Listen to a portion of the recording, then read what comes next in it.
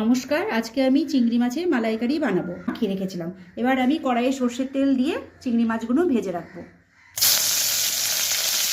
ভেজে নিয়ে আমি তুলে রাখবো। এবার ওই তেলে আমি ফোড়ঙে গোটা শুকনো লঙ্কা, তেজপাতা, এলাচ, দারচিনি, লবঙ্গ ফোড়ঙে দিয়ে দেবো। এরপর দিয়ে দেবো পেঁয়াজ বাটা, শুকনো লঙ্কা, রসুন বাটাটা দিয়ে দিচ্ছি, আদা বাটা 1 চামচ, টমেটো বাটা, এবার হলুদ গুঁড়ো, লবণ আর চিনি, ঠিক আছে। এবার ফেটিয়ে রাখা দইটা আমি দিয়ে দেবো।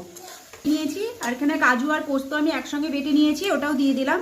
নারকেলটা ছাঁকনিতে করে ছেঁকে দুধটা নিয়ে নেব। দুটো উপর থেকে চিড়ে রাখা কাঁচা লঙ্কা আমি দিয়ে দিলাম। এবার আমি মাছগুলো একটা একটা করে সাজিয়ে দেবো।